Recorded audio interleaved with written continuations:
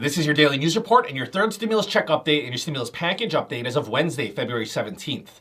Last night, President Biden made a lot of promises to the American people. He held a town hall session last night and we'll go over those promises. The Democrats in Congress, they will be revealing a massive immigration reform bill later this week. Their U.S. Citizenship Act of 2021 will help millions of undocumented immigrants gain citizenship. And Donald Trump is back in action, lashing out at the Republican Party and also enjoying some payback. The White House is ramping up the number of vaccines being sent to states and pharmacies. However, experts are worried that the mutant COVID strains will cause another surge of cases later this spring.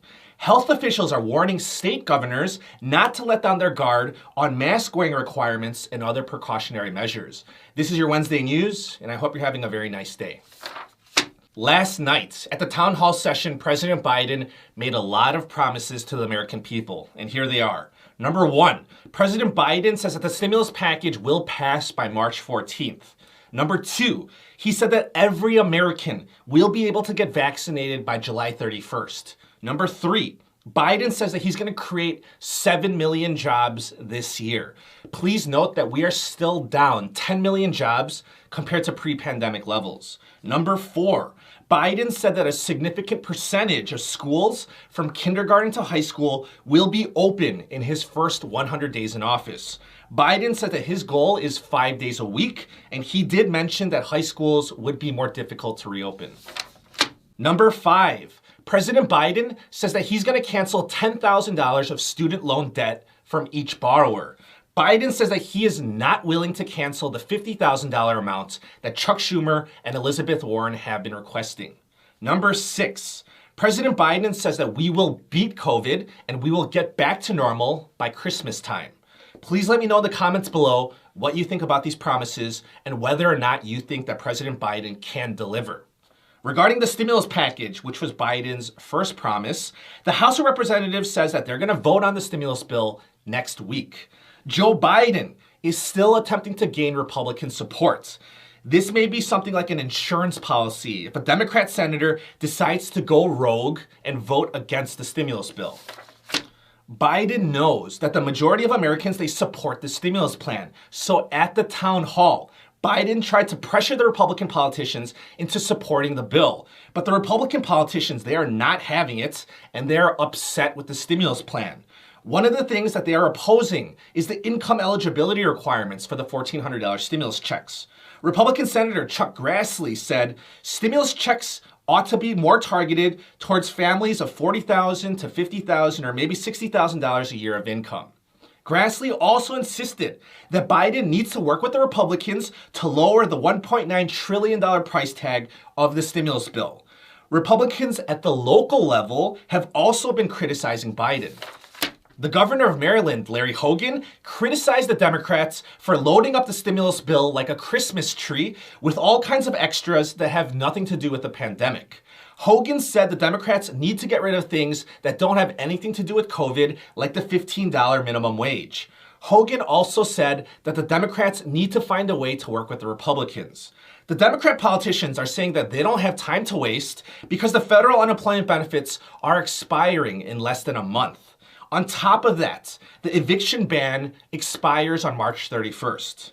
Yesterday, Biden extended mortgage relief by banning home foreclosures until June 30th on federally backed mortgages. The White House says that more than 10 million homeowners are behind on their mortgage. In political news, Speaker of the House Nancy Pelosi is calling for an independent 9/11-style commission to investigate the DC riots. President Biden supports Nancy Pelosi, but Biden said that he's going to leave the investigation in the hands of Congress. Biden is focusing on other issues, including a massive immigration reform bill, which is expected to be introduced later this week. The proposal will give protections to immigrant workers, the Dreamers, and those seeking asylum in the United States. The plan gives millions of undocumented immigrants an 8-year pathway to citizenship. Biden is also working on a massive infrastructure bill focusing on new roads, bridge construction, and the expansion of broadband networks. His infrastructure plan will focus on green energy structures. This is part of Biden's plan to transition the United States to 100% clean energy by 2050. And let's see what Donald Trump is up to. Donald Trump is angry with Senate Minority Leader Mitch McConnell. McConnell voted against Trump's conviction, but McConnell said on the Senate floor, "There is no question that President Trump is practically and morally responsible for provoking the events on January 6th. Yesterday, Trump called McConnell a dour, sullen, and unsmiling political hack. Honestly, I had no idea what dour and sullen meant, so I had to look it up. I had to do a Google define. Dour means gloomy in appearance. Sullen means bad-tempered. And a hack, well, if you didn't know, is someone who is not good at their job. So Trump basically called McConnell a gloomy-looking, bad-tempered, unsmiling political hack. Trump blames McConnell for a divided Republican Party, and Trump is threatening to support McConnell's rivals that will make America great again. Trump's threats also apply to the 7 Republican senators who voted to convict him over the weekends. And it looks like Donald Trump has already been avenged. Republican Senators Richard Burr and Bill Cassidy have already been censured by Republican officials in their home states because they voted to convict Donald Trump. There are no legal penalties for a censure. However, it can cost a politician the support of their party, which will hurt their chances of re-election. It's also a sign of Trump's continuing influence over the Republican Party, which will be critical in the 2022 midterm elections. Regarding the COVID-19 news, the White House will be increasing the number of vaccines that they're sending to states and pharmacies. Starting this week, the states will be receiving 13.5 million doses a week, which is up from 11 million. The White House is also doubling the number of doses going out to pharmacies from 1 million to 2 million each week. The pace of vaccinations has also been picking up.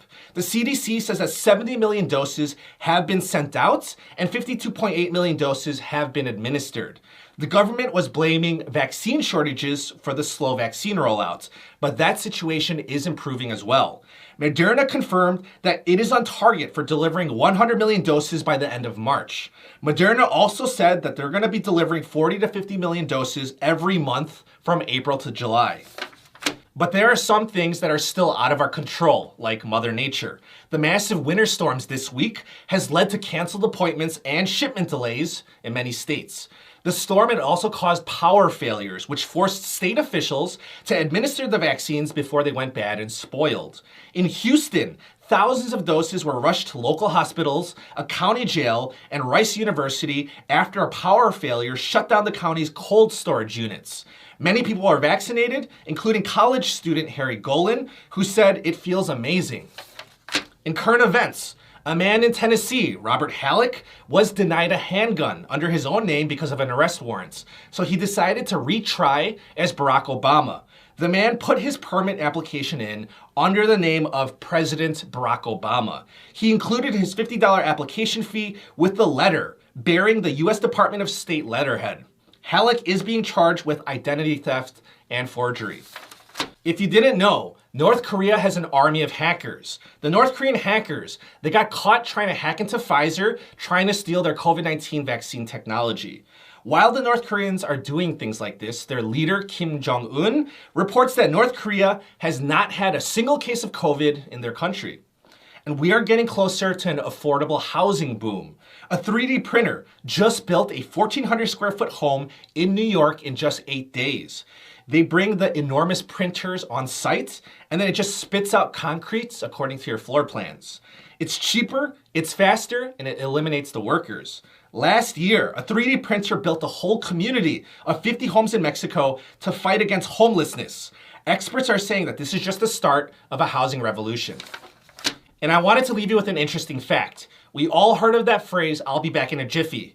If you didn't know, a jiffy is a unit of time. A jiffy is 33.4 picoseconds, which is the amount of time it takes for light to travel 1 centimeter in a vacuum. So jiffy, it's really quick, and now you know what a jiffy is. That's the news for today. Thank you for joining me today. If you enjoyed this report, please subscribe, and I wish you a very wonderful day.